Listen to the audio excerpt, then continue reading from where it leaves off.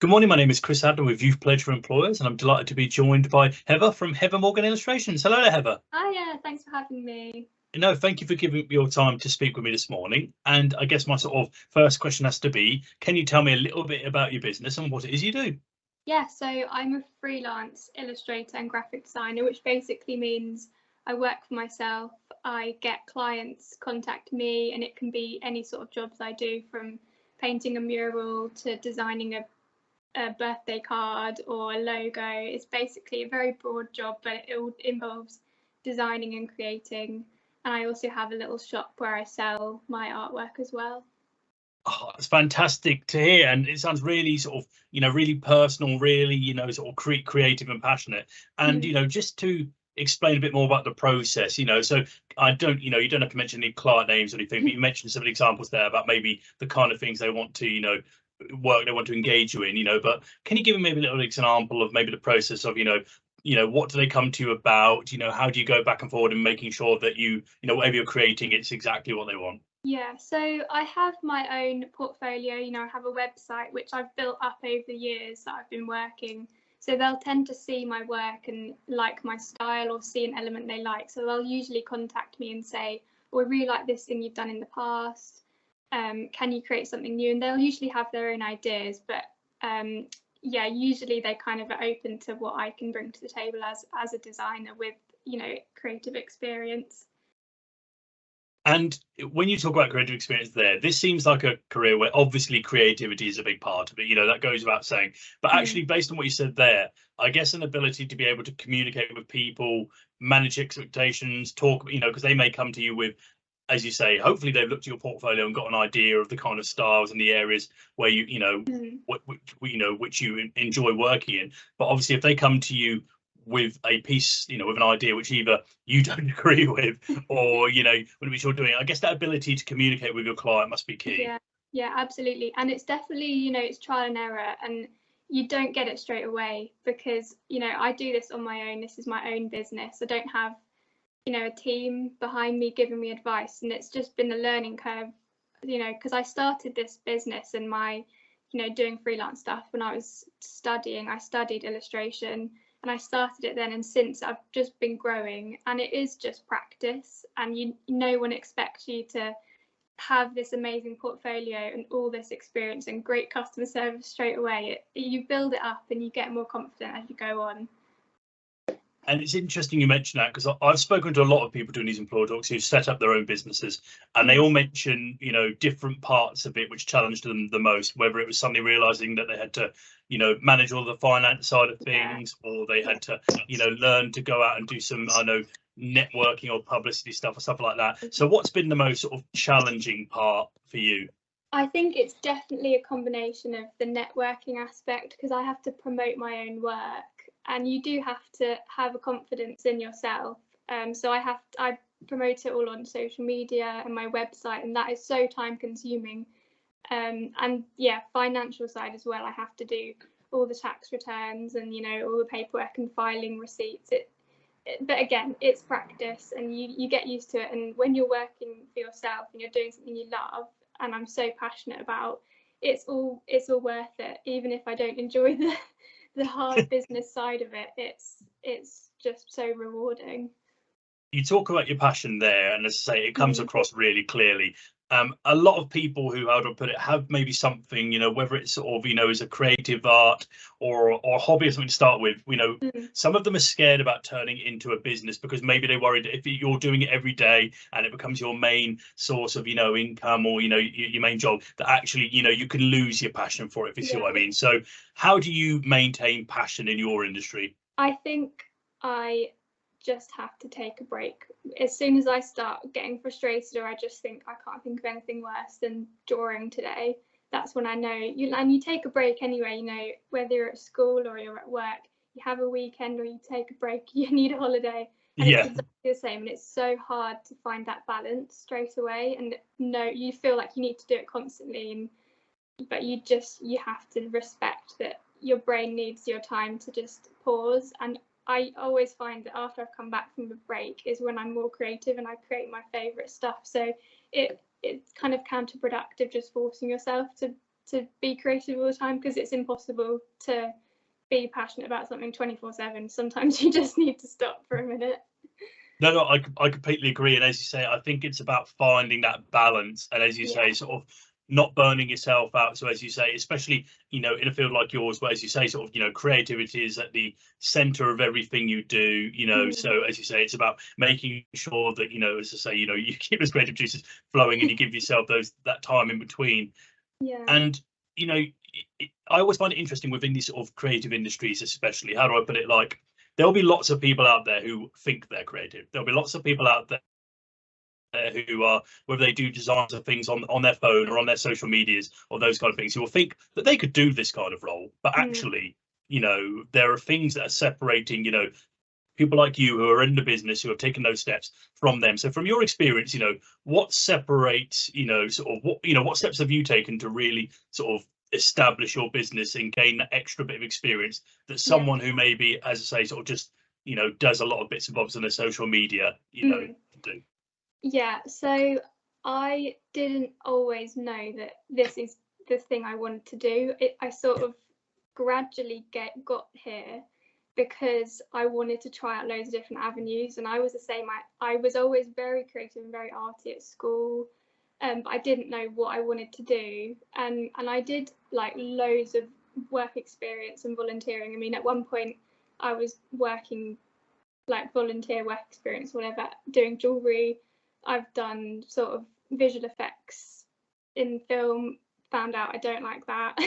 But the whole point is I just accepted any opportunities to try out different creative avenues, because there are a lot, and I'm sure there's still like loads I didn't explore, but it's about finding that niche, I think, that and what path you want to focus on, because it's very easy to have loads of different hobbies, and I still do have other hobbies that are separate, but I think it's finding that one niche and that one path that you want to follow and go down, and then you get better and better at it the more you do it.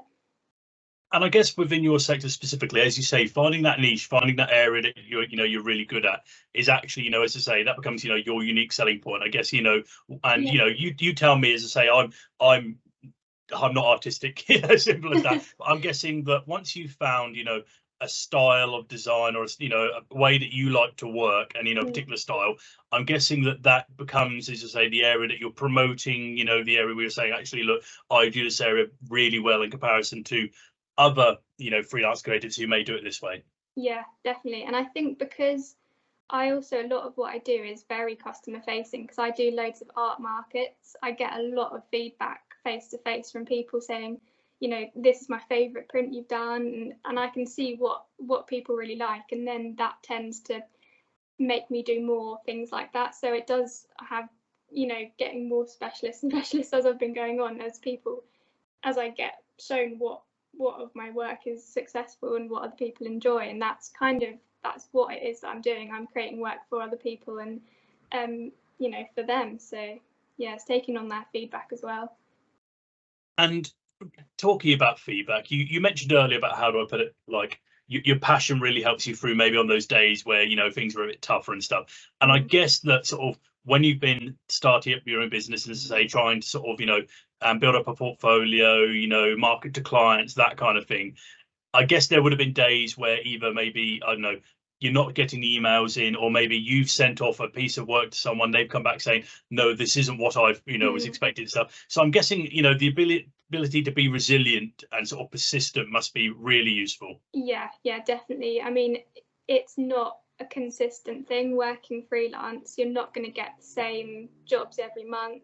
You might get a really big fun job one month and then have a quiet couple of months. It's very inconsistent. I think that's something to keep into consideration if you're wanting to go down that path. It's you're likely going to have like a side job for a bit, or some other form of income, and you have to just persist with it and just trust yourself and not take it to heart, because it's very easy to do that, but you just got to know it's not got anything to do with your skill level. It's just just getting your foot in there, and it's just growing as a business.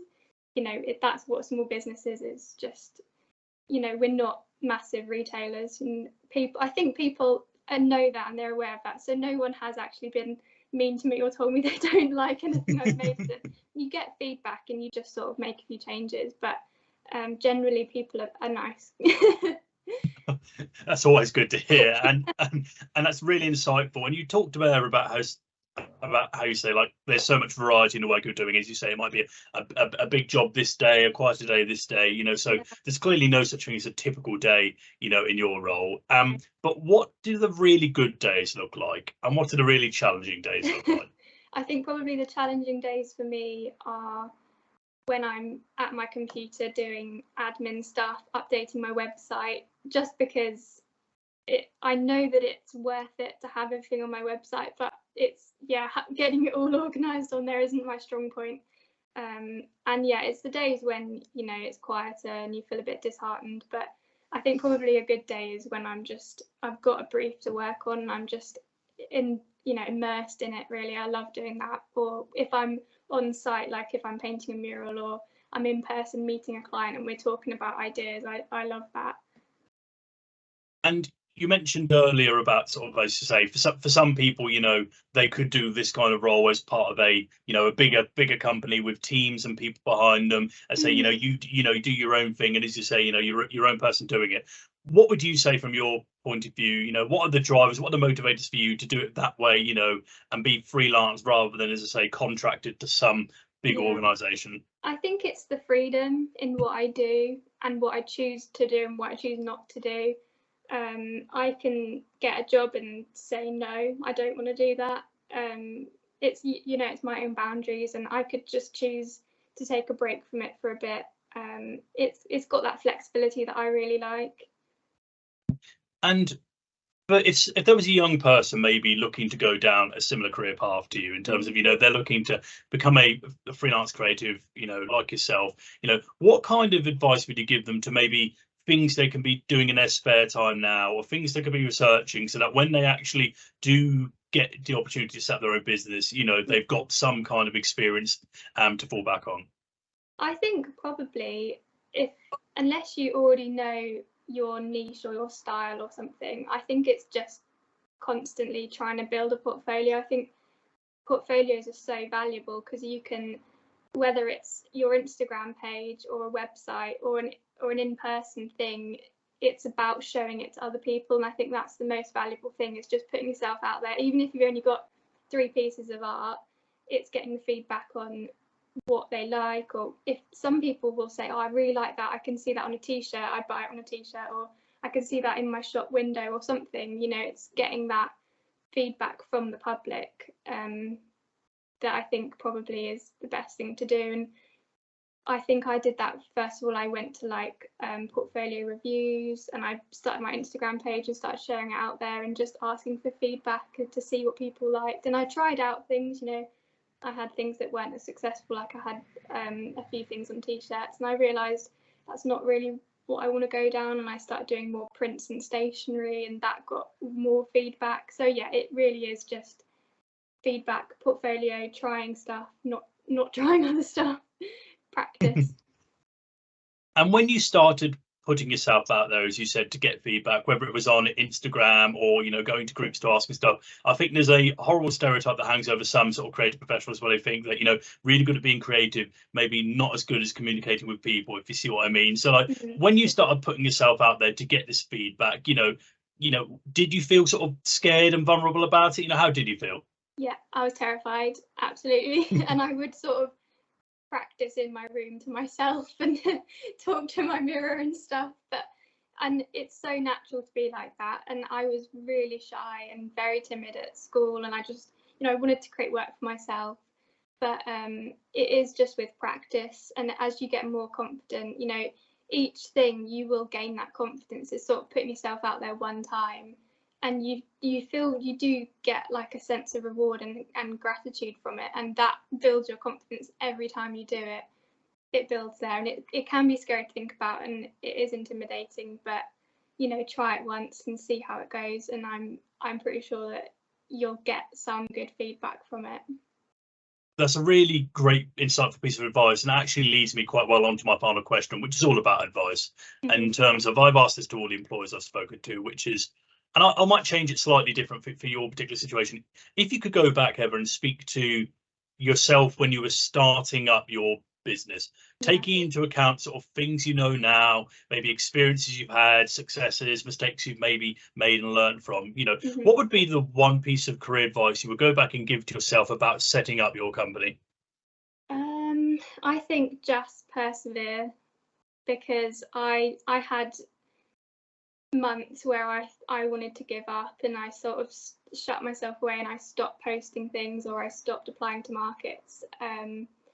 And I think when you do that, it becomes worse, and you get in your head a bit, and I was like overthinking it. But it is just persevering and just trusting in yourself. If you love it, someone else is going to love it as well. If you're in a room with people, some people are going to like what you're doing. It doesn't have to be everyone, but there will be your crowd, and you'll find them.